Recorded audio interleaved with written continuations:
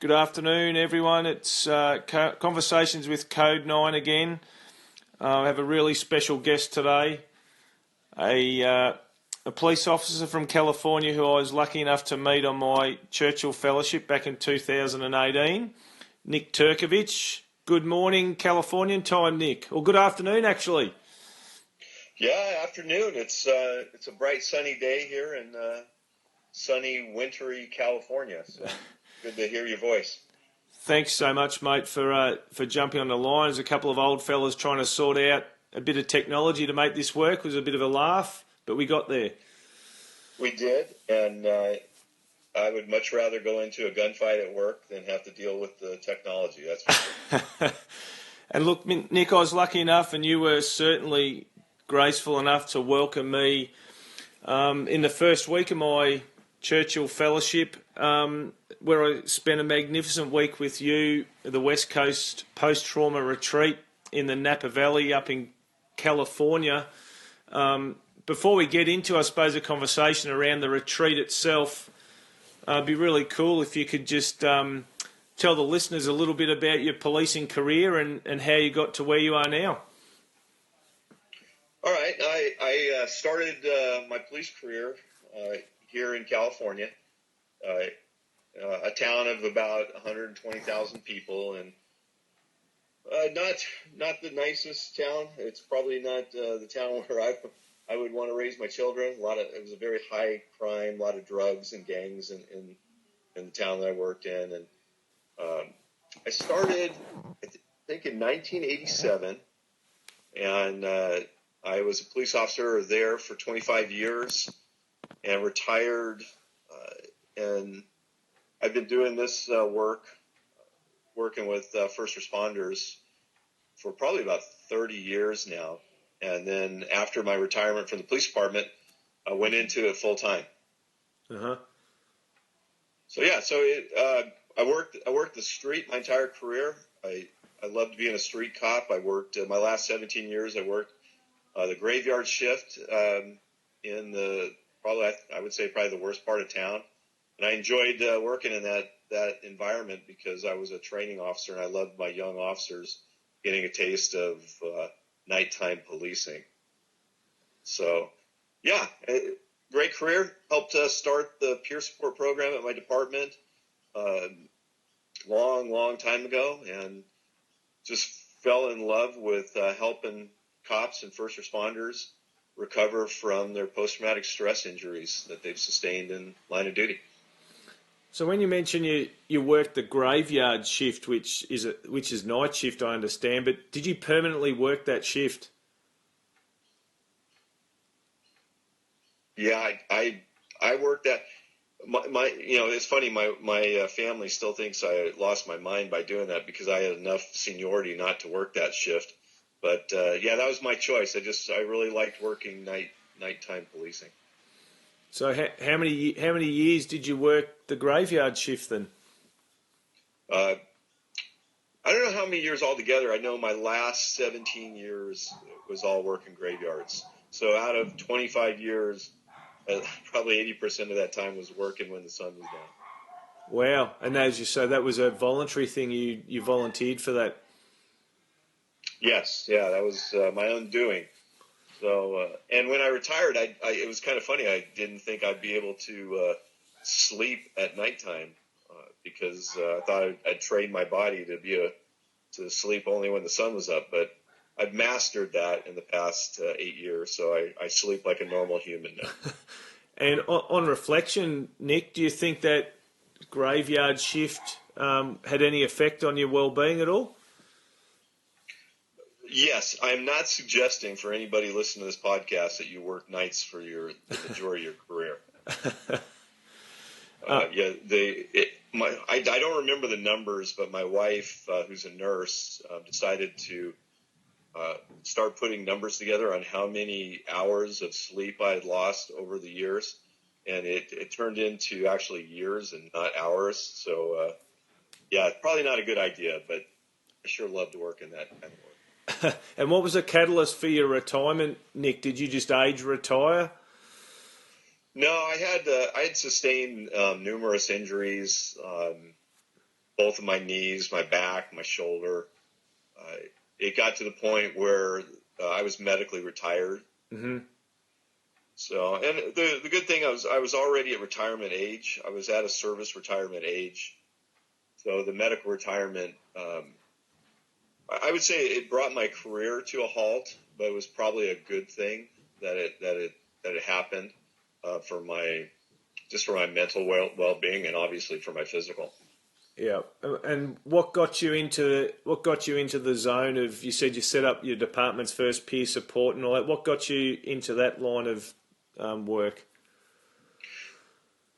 Well, I had dealt with post-traumatic stress issues while I was in the military, and when I got into police work, I saw in some of my colleagues, after they had been involved with some pretty heavy critical incidents, that they were experiencing symptoms that were similar to what I had experienced. And at that time, nobody was talking about PTSD within law enforcement. It was just for combat veterans. But it was so similar to what that I had experienced, that a couple officers and we got together with a mental health professional, started talking about this, and realized that there was help out there for the men and women in law enforcement, although it was very early into first responders seeking help. But we decided to start a peer support program. We kind of invented it. We didn't know what we were doing. We did our first peer support meeting in a bar. So it was probably the most well attended of all of our meetings. But we found out that's probably not where we needed to be talking about mental health issues. So we grew. We learned. We were able to find some mental health professionals that could help us understand what post-traumatic stress was, and we built a pretty successful program for our little department. So when you take yourself back to when that started, describe for us the stigma around mental health and law enforcement back then.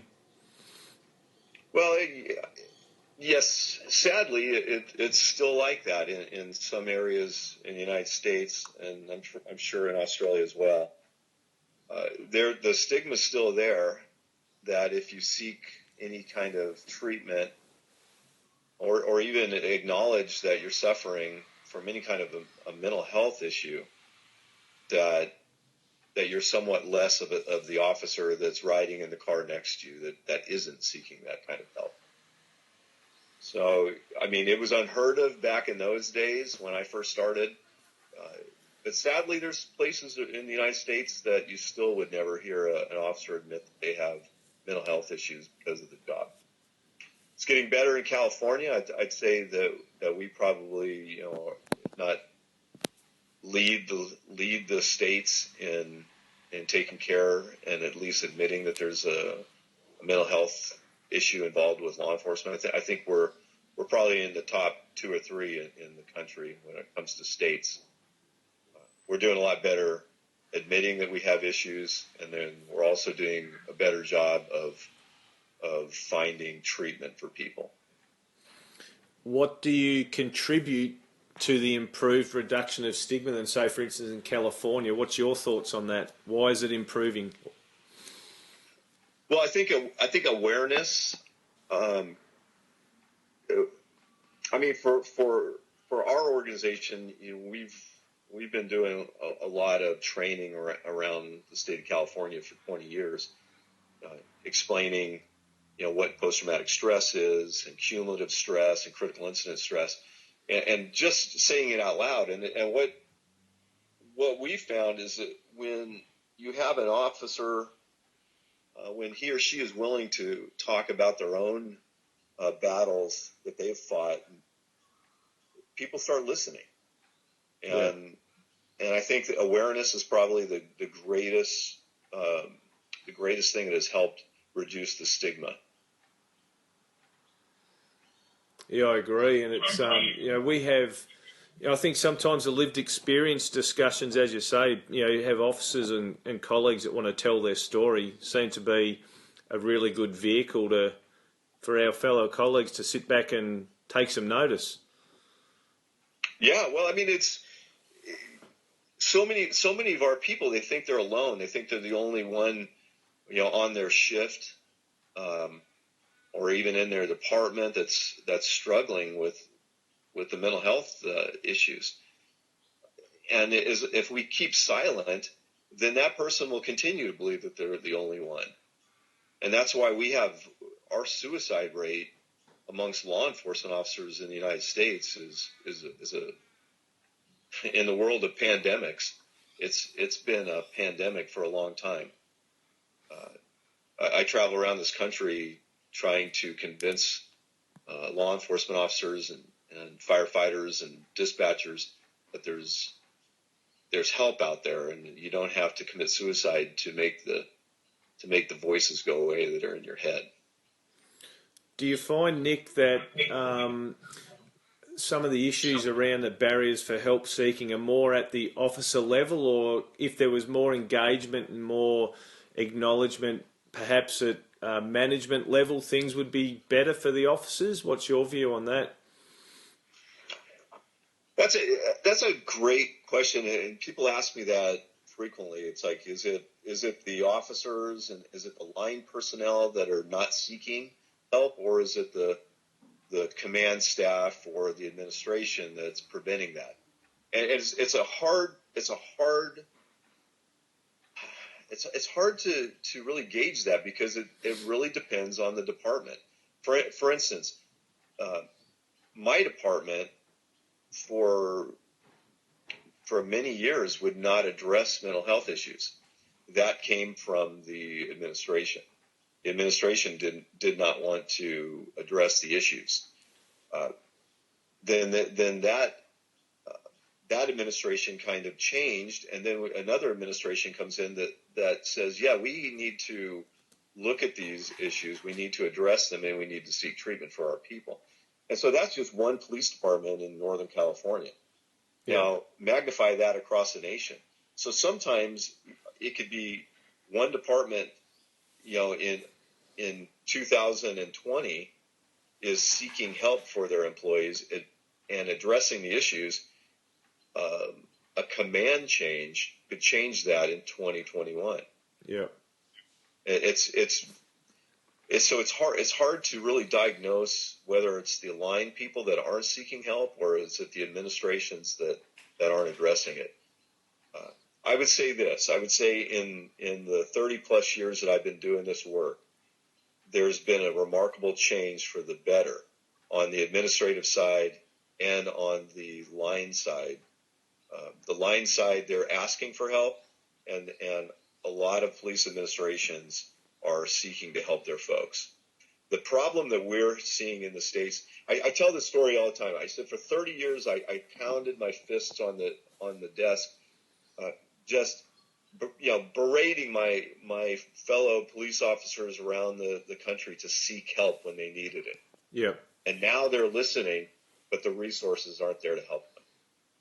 That's the problem that we're finding in this country right now.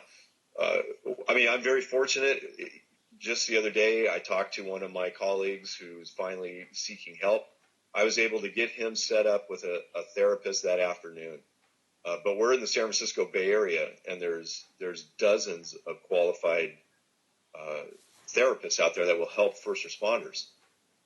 If I move one state over into Nevada, in Nevada, in the state of Nevada, I've identified 8 therapists that work with first responders. Wow. Yeah, and that's a 4-hour drive from where I'm at right now. So I do a lot of work in the Midwest and in the Kansas City metropolitan area, Kansas City, Missouri. There were 2 clinicians that saw first responders, and there was over 250 first responders in that community. And you can imagine the lack of resources around our country. And that's where your credibility takes a bit of a whack, doesn't it? If you're trying to encourage people to seek help, and you might finally get them to a stage where they're happy to do that, and they've broken down the barriers to reach out, and then all of a sudden, if there's no resources to help them, your credibility takes a massive whack. It does, and that's the situation that I find myself into now. Is well, Greg, you've been out to our retreat. You've seen what we do, and you see the values, of spending a week at an inpatient retreat with us. We have a 9 to 10 month wait to get into our program right now. It's because we don't have the resources to treat as many people as that are asking for help. Yeah. So I would say that there is a void that needs to be filled. We need more clinicians. We need more programs to help first responders, in this country and certainly around the world. I know you and I have talked about what it would look like to have something, in Australia for your folks, and now our organization has grown where it's not just Australia asking for help. We have other countries that are saying, "Could you come and build something, for us?" So the world is finally seeing that our first responders need help, and I think that's a huge step. Now it's just we need to find the resources. Yeah, I agree, 100%. West Coast post-trauma retreat, Nick, I mentioned at the very start, and it was the beginning and set the foundations for my whole fellowship. Tell us a little bit about the retreat and how it started. Well, the retreat started, sadly, a local San Francisco Bay Area detective was working a horrible child crime case, and in the midst of the investigation, the stress became too much, and he took his own life by jumping off the Golden Gate Bridge. And people within his department knew that he was struggling, but there was no resources. They didn't know what to do. And sadly, he took his own life. But something came of that. And a group of first responders in his community and a group of mental health professionals got together and decided this can't continue, and we need to do something to help our first responder community. And that's how the West Coast post-trauma retreat started. It was a handful of men and women that got together and said, "We got to stop this. We don't want to let one more first responder die at their own hands, or to destroy their lives through drugs or alcohol or whatever coping mechanism that they may choose." So it started in 1999, and the first retreat was in 2001. So it took a while to get it up and running, and then it has just blossomed. The organization started out with one retreat. It turned into 2 retreats, and now we're doing 30 plus retreats around the country now. Wow. Because I even think, and correct me if I'm wrong, Nick, but when I was there in 2018, and so there was the one in California, and there may have been one other in the country. Would that have been right back then? And it's just gone gangbusters since then, has it? Yeah, I think when you came out, we were in California, Oregon, and Arizona. Yeah. And now we are in Washington, Kansas, Nebraska, and Indiana. That's impressive. So yes, we're growing. And what does a typical West Coast post-trauma retreat look like? In other words, what's the program entail? Who can go there? Yeah, so it's a one-of-a-kind program. It's the only program in the United States that works with only first responders. So we work with police officers, firefighters, paramedics, and dispatchers. Mm-hmm. And it's a week-long live-in program, which is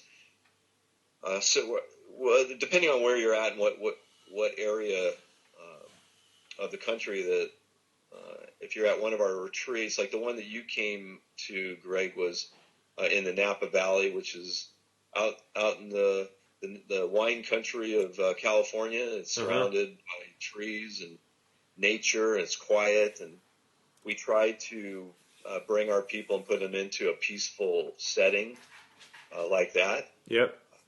It's they're long days, as you remember. We start early in the morning and late at night, and it's a live-in program. So the peers, the clinicians, the chaplain, and the clients that are there, we room together, we eat our meals together, and the whole week is filled up with training and for lack of a better term, group therapy. Uh-huh. And what's the application process, and how is it determined as to who's selected to attend the program? Yeah, great question. So we don't advertise. We don't advertise because we don't need to. Sadly, we're already overwhelmed with the amount of people that want to seek our treatment. Our advertisement is the success of the program by somebody coming and attending the program, getting help. They tell a friend, and the next thing you know is the friend is calling us. So the first step is somebody making a phone call to our intake coordinator. We have a licensed clinician that coordinates our schedules and our intakes. The initial conversation on the phone is to determine whether or not the person is a first responder, and to kind of get a brief overview of their symptoms to see if they are suffering from something that we can help them with. Frequently, we'll get phone calls from people that are struggling with drug and alcohol issues, but don't have post-traumatic stress issues, and so we obviously would refer them to a facility that would be able to help them for what they need. So that's the process. That's the first step. The second step is one of our clinicians will do a clinical intake over the phone to determine, kind of lock it down to see if our program is suited for their needs. And because we deal with post-traumatic stress, cumulative stress, and critical incident stress, it's easier for our clinicians to pin down what the needs are for the client. Mm-hmm. And at that process, it's a waiting list. Unfortunately, it's like 9 to 10 months right now, and they're scheduled for a date. We suggest that they seek treatment on their own, like seeing a local clinician that understands first responders. We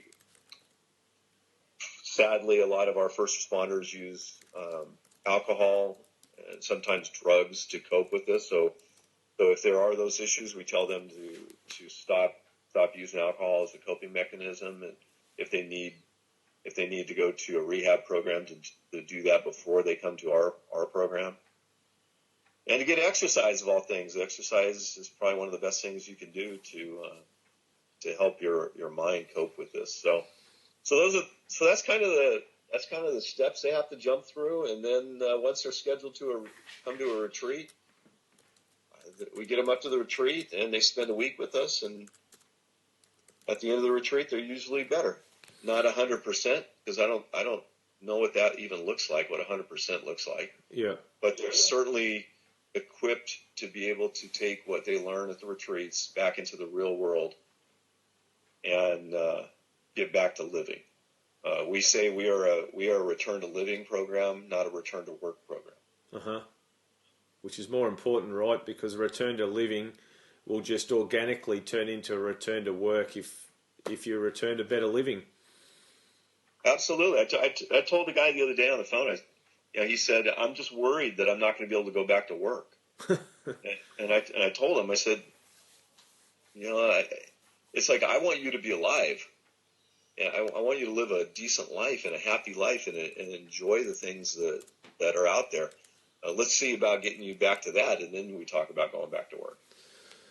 So do the clients need to have an actual formal diagnosis, Nick, of PTSD, depression, anxiety before they are permitted to come on to a retreat? Yes, but I would say my clinical staff would probably get mad at me when I say this. I would say it's a loose diagnosis through our program. Mm-hmm. And the reason I say that is that we don't want to get tied up in the legalities around diagnosing somebody for a workman's comp and insurance purposes around that. So I would say they have to be symptomatic enough to be able to come to our program. But we will not officially diagnose somebody of any kind of mental illness or stress. Does that make sense? Yeah, absolutely. What do you? I forgot where I was going to go with that. I suppose from a cost perspective, what's the cost for an attendee? Right now, it's $4,800 American. I don't know how that comes out to Australian dollar, but I mean that's a lot of money. That's a lot of money, to spend, but it's worth it. It's worth it. I mean, to see the change in the people that come through our program, you don't get that anywhere else, I don't think. And to be honest with you, it's more costly to go to an alcohol or drug rehab program out here than what we charge. From a cost coverage perspective, do most attendees have to self-fund that, Nick, or do some departments, is it covered under workers' compensation, or does it get paid for by their department? Can the attendees do it in work time, or do most of them have to do it in their own time? Yeah, that's a great question.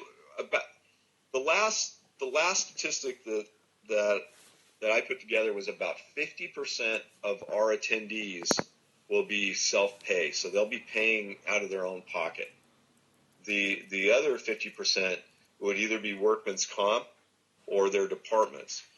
For instance, like my old police department, they would pay for an employee to go through the program. They would take it out of the training budget or find some way to pay for it, and that was very helpful. But there's huge funding problems out in our area right now for local municipalities, especially on the law enforcement side. So there's different methods of doing that. So the only problem that we have is most healthcare insurance companies will not pay for our treatment. So, for instance, you can go to your healthcare provider and get a prescription to go to rehab, but they wouldn't give you a prescription to go to our program. So that's probably why 50% of our folks pay out of their pocket. There's probably a lot to be said, isn't there, for those officers or those attendees whose departments pay for their attendance. There's a lot to be said for the validation that comes from that, isn't it? The acceptance of it from the department that they're prepared to pay that sort of money for someone to get better.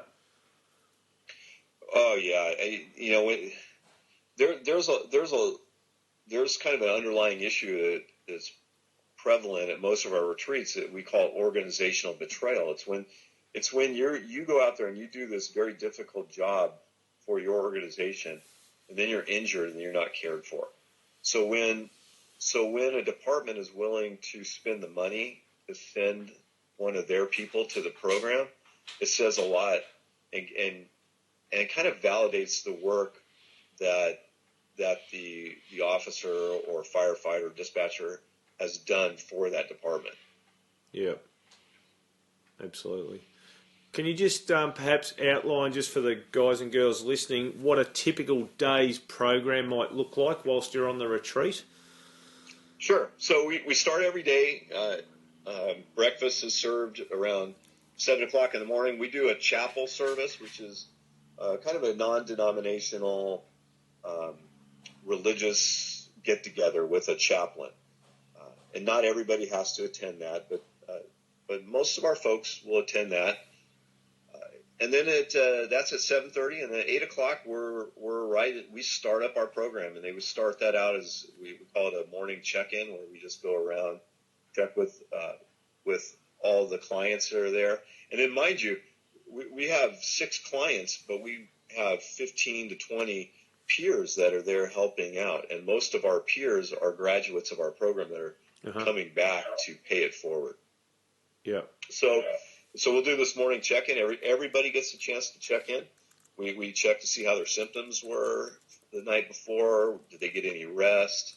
Were there any triggers? Any new insights and memories that popped up?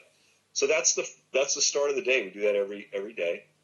Then we move into education. They'll get education on what post-traumatic stress is, what the typical first responder personality is like.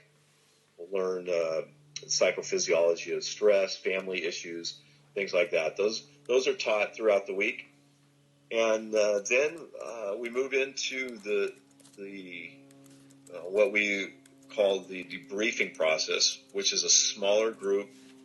It's the 6 clients, 2 peers, 2 clinicians, and a chaplain, and they work their way through the critical incidents that brought them to the retreat. Mm-hmm. And that goes on all week. We do midweek. We do an alcohol and drug education, introduce them to 12-step programs. We do an actual AA meeting just so that they could get the feel of what that would be like, in case that's something that they would want to take part in. On Thursday is Family Day. We talk about family issues that they may have had before they came to the retreat. Before they got into the job. And then maybe things that have popped up after they got into this kind of work. And then Friday, our last day, is kind of a graduation. We send them on their way. And probably, I'd say 30% of our graduates will eventually make their way back to a retreat to serve as a peer. And that's also good validation for the program, isn't it? If you've got 30% of your attendees are coming back to help out because they believe in it. It really is, and Greg, I tell you right now, we're not locked down as much as you guys have been locked down, but we're locked down because of this COVID situation. And so we're running very small retreats with just a select number of peers to be able to be there. And this year's been tough because I've had to turn away so many of our peers that want to come and help out. And it's really been tough on them not to be able to come back. So yeah, I think that's a great testimony of how well, at least in their cases, how well the program did for them, and they want to come back and pay it forward. Do you know, question without notice, Nick, just off the top of your head, do you have any idea how many first responders you've had through the program since it opened in 2001? Yeah, we're around, I think we're at close to 1,200 graduates have gone through our program. And how many do you have typically on a retreat at one time? 6. So we have 6. So we have 6 people that come through, and yeah, so we've helped quite a few people. How so each program they have a mix of first responders, or do you stick to a program with all police officers or all paramedics? It's a mixture. So you could go for instance, we just closed down a retreat today. We just finished up a retreat today, and there were 3 firefighters and 3 police officers. We have another one that starts up the first week of January. I think that one is 2 firefighters, 3 police officers, and a dispatcher. So it's a mix. Sometimes, although it's only happened to me one time where I was out there and it was 6 police officers. It's just a luck of the draw. Uh-huh. How do you find the different agencies go with each other? So we all know that these sort of retreats for first responders are only going to work right if we're amongst our own, because we're strange beasts, and that from a privacy and a confidentiality perspective, this sort of thing, in my opinion, probably wouldn't work if we were doing this with the general community. So how do you find the different organisations and the different first responder agencies mix during the course of the retreat? Yeah, that is a great question. I'll be honest with you. When I first was introduced to this kind of work, I came into the program, I think in 2005 is when I came around to the program. When I heard that there was going to be a mixture, I didn't think it would work. Yeah, there's, and I don't know how it is over there, but over here we have a love-hate relationship with the fire department. I say we being the law enforcement side. Yeah, and most of it's in good fun. We banter back and forth at each other, and again, most of it's in good fun. We appreciate what they do; they appreciate what we do. But there's a reason I didn't become a firefighter, and there's reasons they didn't become police officers. Yeah. So I didn't think that it would mix well, but I was proved wrong on the first retreat that I ever attended as a peer. When I saw that they worked fine together, the banter is still there, and it's fun. It's fun to pick on my firefighter friends, and they love picking on me. But to see them work together and heal together is pretty remarkable. Yeah. So there's been no really any issues about integrating all the different first responder agencies into one retreat. No. The only thing that I would say in the mixture of having all the different professions in there, we don't see a lot of dispatchers. And I would say the majority of the time, if we do have a dispatcher there, the dispatcher is the only dispatcher. Yeah. Which sometimes it's not intentional, but sometimes they feel alienated. They feel like they're kind of a lone person on the island. But by the middle of the week, everybody is a family there. It really is a strange environment, and that alienation goes away by Tuesday or Wednesday. Everybody seems to be there for each other. And I can attest to that family feeling, Nick, too, for my week there. Even whether it be from the other attendees to all the staff. I can't remember the lady, the cook. I can't remember her name, but she was just a delightful person. And everyone just seemed to get on so well. And one thing I did want to touch on, and some of the listeners who would have heard the podcast I did a couple of weeks ago with Julie Werniak from the Tempe Police Department, she told us about the backpack analogy that she experienced when she was at the retreat.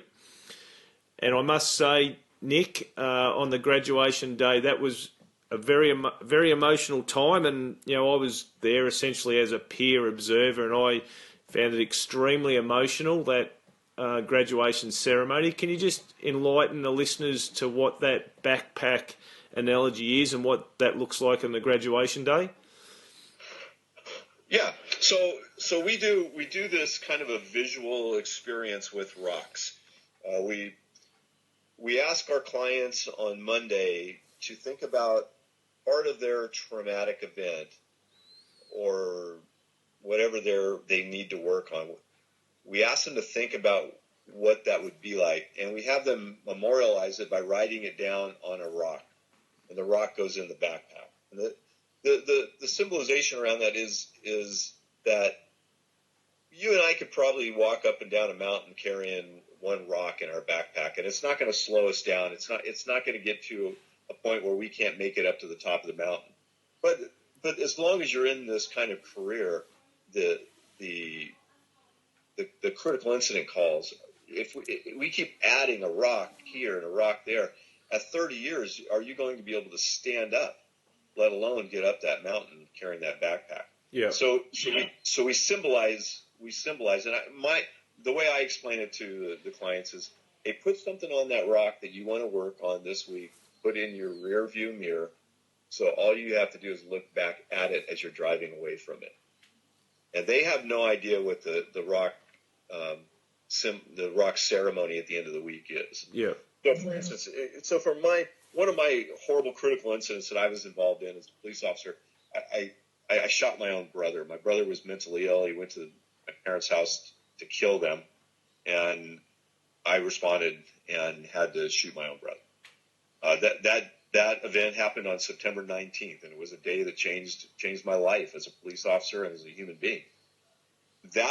If I was at that retreat, that's what I would want to work on. So I would write September 19th to memorialize that, work on that event during the week to try to get past it, and then at the end of the week, we set down those rocks and leave them behind.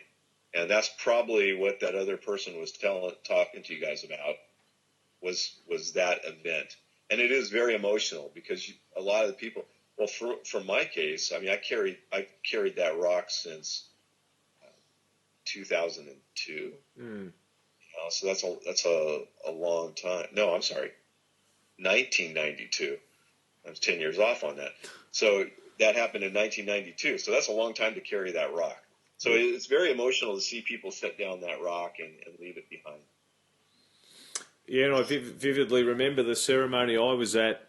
You know, we had people standing around in a circle and each one taking the time to put their rock down, and before you knew it, everyone was essentially just falling into each other's arms, crying. It was very powerful.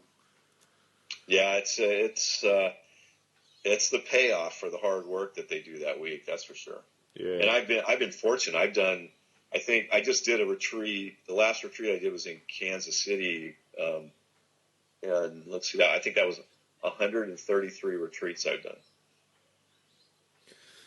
What do you do to look after yourself, Nick, apart from the fact that you've just described a critical incident, which I and probably most other police officers in this world can't believe that they would have to face, but doing 133 retreats as well and all your work in relation to the peer support that you set up in your department, what do you do to look after yourself? Well, my faith is probably the strongest thing in my life. I've been part of my other world is I've been a pastor and been in Christian ministry for a long time. So I would say my faith is probably the strongest part of my life that keeps me grounded and keeps me moving forward. But I've also set up a network of people that watch out for me. Obviously, my wife. My children, my children are grown. I have 2 daughters and my 2 son-in-laws. They know what I've gone through. They know what I've experienced, and they watch me. So I had a kind of a breakdown one day, and my son-in-law walks up to me and says, "Hey, let's go talk." It was simple as that. We sat down and I talked to him for a little while because he had recognized that I was stressed. I was experiencing some stress, and he knew what I'd been through, and he was there. But here's the way it works, Greg. Had I not shared that part of my life with him, he wouldn't have known to come up and talk to me about it. Right? Yeah, absolutely. So I think that's probably been one of the greatest things is having a network of people. Well, here's the thing. I know all I have to do is either figure out how to work the computer or figure out how to make a long-distance phone call to Australia, and Greg Dean's going to pick up that phone, and he's going to be able to talk to me and help me get through this. That's how I survive it. I've got people around this world now that I can call. Absolutely, and we've been lucky enough, haven't we? Caught up, or at least once. You know, we caught up last year in San Diego when I was over there for a conference, and we shared dinner together. And as you say, even a couple of old blokes like us who can work out some technology and jump on a Facebook call like this, and we can just talk.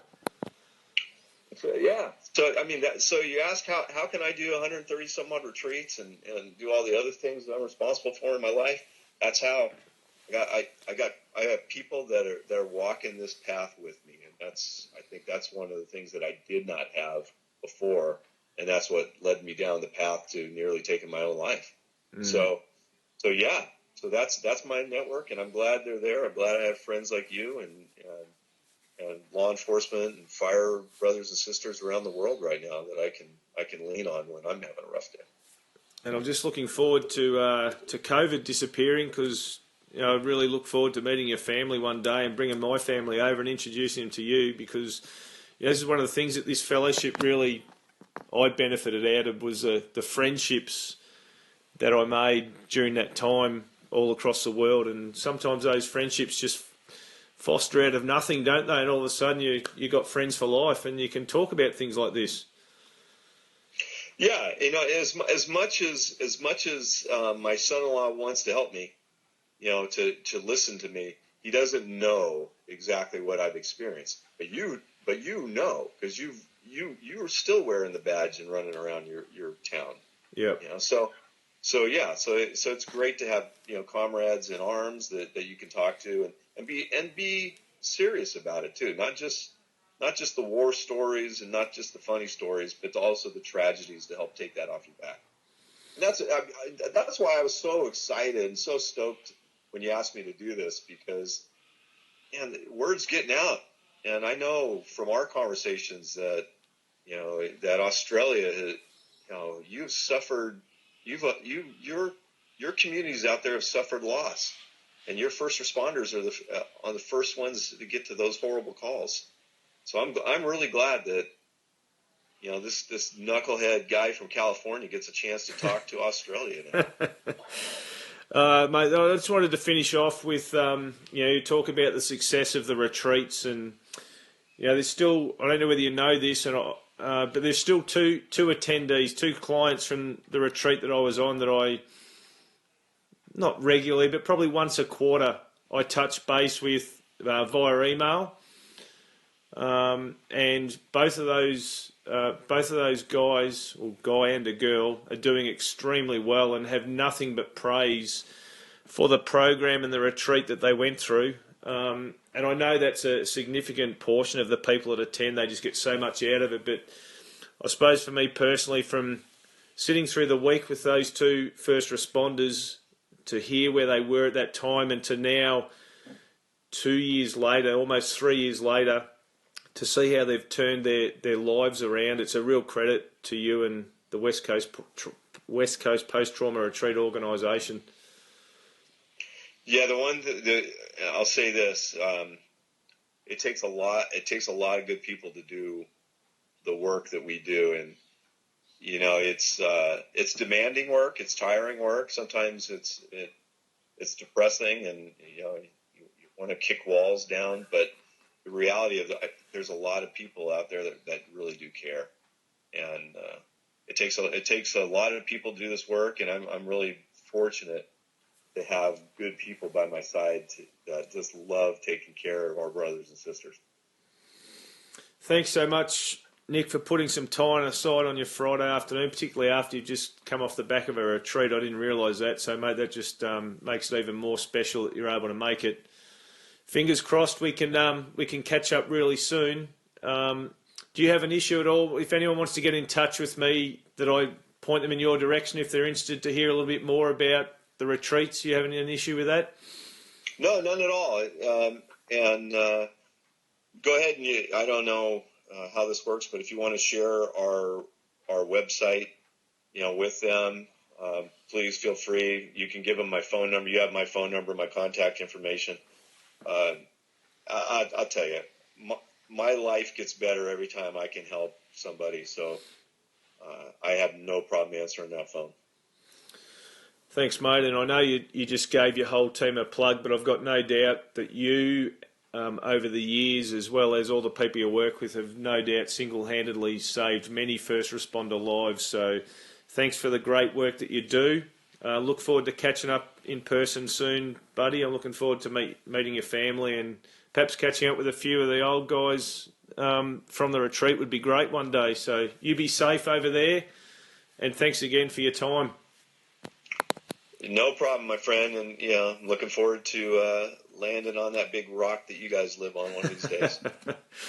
Very good, Nick. Thanks, mate, and we'll catch up soon. All right, man. Take care.